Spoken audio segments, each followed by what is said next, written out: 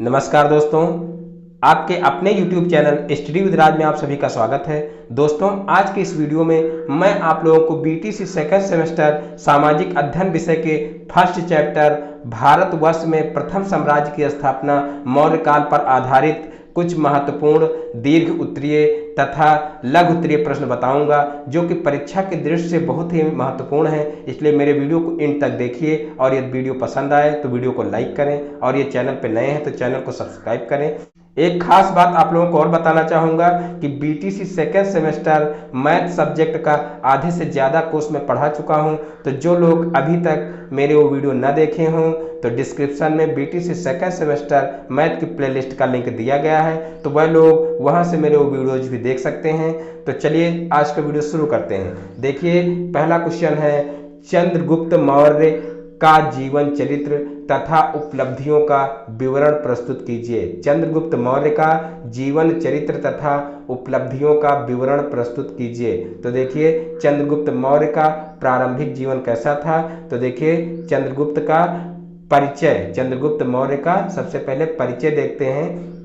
तो देखिए, चंद्रगुप्त मौर्य के प्रारंभिक जीवन के संबंध में विद्वानों में अत्यधिक मतभेद हैं। कुछ विद्वानों के अनुसार यह मगध के राजा महापद्मनंद की शूद्र रानी मुरा से उत्पन्न वर्ण संकर पुत्र था, इसलिए इसकी मां मुरा का नाम चंद्रगुप्त के वंश का नाम मौर्य पड़ा।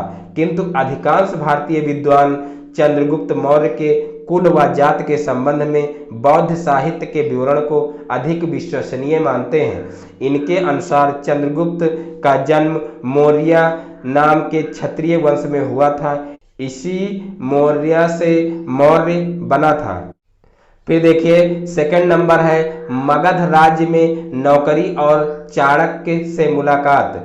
मगध राज्य में नौकरी और चाणक्य से मुलाकात। तो देखिए, अनुश्रुति के अनुसार मगध के नंदवंशी राजा के यहाँ चंद्रगुप्त मौर्य नौकरी करता था। अपनी योग्यता के बल पर वह सेनापति के महत्वपूर्ण पद पर पहुंच गया, किंतु नंद राज्य से उसकी न बनी और वह मगध राज्य को छोड़ने के लिए विवश हो गया। चंद्रगुप्त मौर्य ने नंद राजा से बदला लेने का संकल्प किया और इसके लिए वह तैयारी कर रहा था कि उसकी भेंट चाणक्य या विष्णुगुप्त नामक ब्राह्मण से हुई, जो खुद ही चंद्रगुप्त की भांति मगध के शासक से असंतुष्ट था। दोनों ने मिलकर मगध पर आक्रमण करने की योजना बनाई।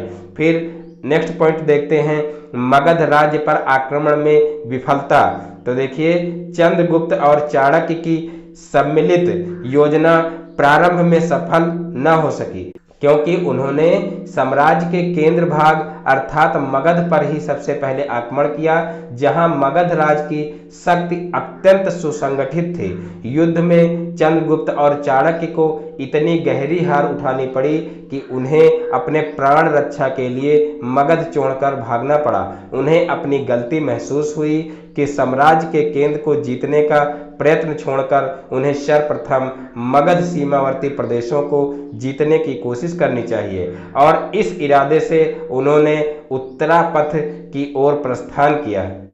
फिर आगे देखिए, चौथा पॉइंट है, उत्तरापथ में सिकंदर की भेंट। तो देखिए, चाणक्य को उत्तरापथ की राजनीतिक स्थिति का ठीक ठीक परिज्ञान था, अतएव वह वहां की विशृंखलता का पूरा लाभ उठाना चाहता था। इस समय उत्तरापथ के छोटे छोटे राज्यों को रौंदता हुआ सिकंदर आगे बढ़ रहा था।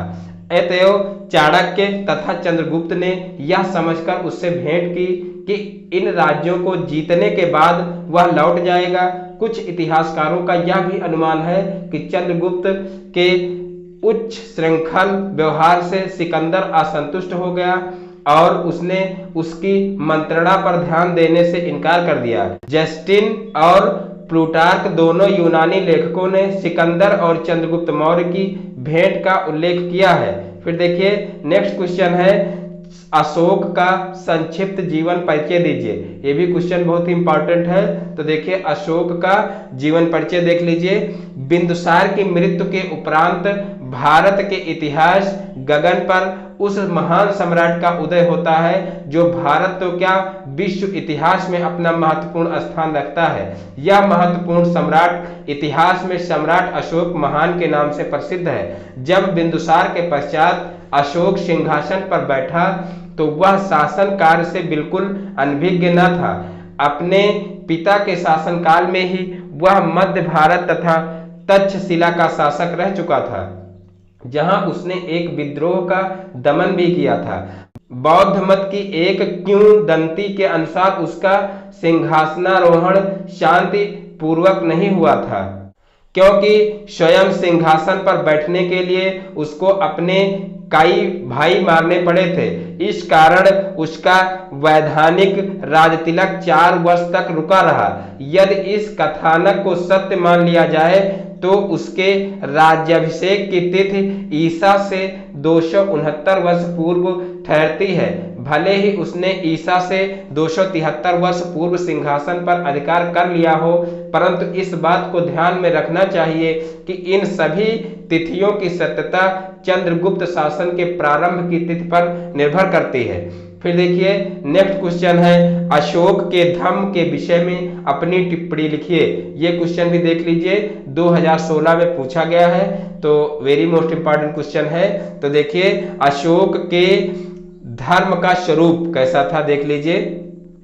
अपने दूसरे शिलालेख में अशोक प्रश्न करता है कियम चुम धम्मे, और अपने दूसरे तथा 7वें अभिलेखों में उसने धम्म के तत्वों का उल्लेख किया है।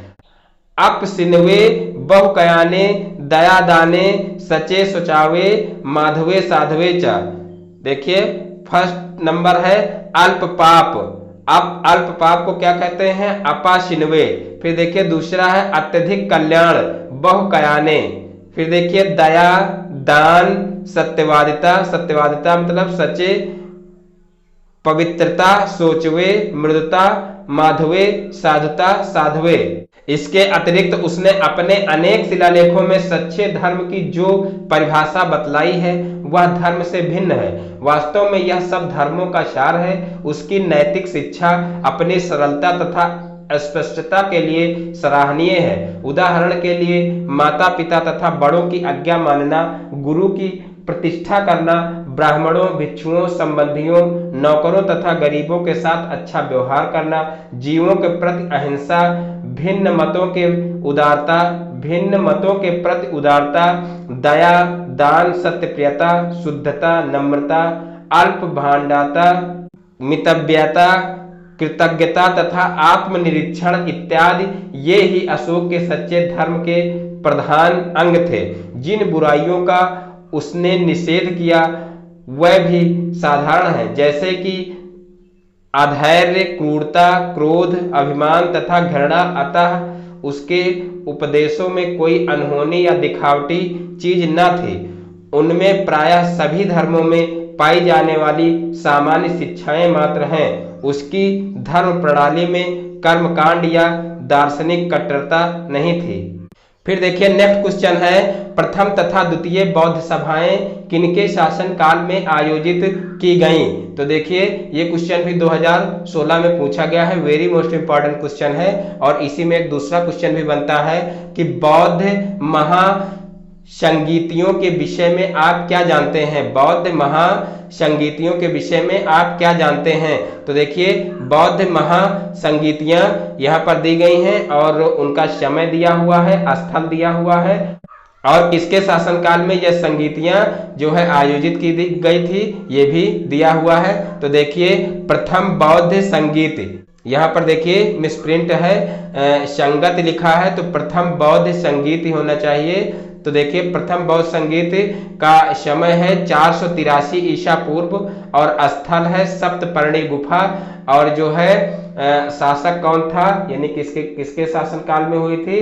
तो देखिए अजात शत्रु हर्षवंश में। हर्षवंश में जो है अजात शत्रु के शासनकाल में प्रथम बौद्ध संगीत आयोजित की गई थी। फिर देखिए द्वितीय बौद्ध संगीत 383 ईसा पूर्व में आयोजित की गई थी और यह स्थल था वैशाली विदर्भ, और इसका जो शासक था जो है इस जो संगीत का आयोजन हुआ था तो उस समय शासन किसका था, तो कालाशोक, और वो जो है शिशुनाग वंश उस समय चल रहा था। फिर देखिए तीसरी बौद्ध संगीत है, तृतीय बौद्ध संगीत, तो इसका जो है ये आयोजित हुई थी 251 ईसा पूर्व और स्थान था पाटलिपुत्र, मगध की राजधानी भी थी ये, और पाटलिपुत्र जो है स्थल था, और जो है इसका शासक जो है वो था अशोक। अशोक के शासनकाल में तृतीय बौद्ध संगीत का जो है आयोजन हुआ था या आयोजित हुई थी। फिर देखिए चतुर्थ बौद्ध संगीत का देखिए कब आयोजन हुआ था, तो ये प्रथम शताब्दी, और देखिए स्थल कौन था, कुंडलवन, कश्मीर में है ये कुंडलवन, और ये जो है कनिष्क के शासनकाल में जो है आयोजित हुई थी, और उस समय जो है कुषाण वंश चल रहा था। दोस्तों आज के वीडियो में बस इतना ही। दोस्तों यदि हमारा वीडियो पसंद आया हो तो वीडियो को लाइक करें, और ये चैनल पर नए हैं तो चैनल को सब्सक्राइब करें और बेल आइकन को भी प्रेस कर लें, जिससे हमारे आगे आने वाले वीडियो का नोटिफिकेशन आपके मोबाइल पर सबसे पहले पहुंचे। नमस्कार दोस्तों, जय हिंद, जय भारत।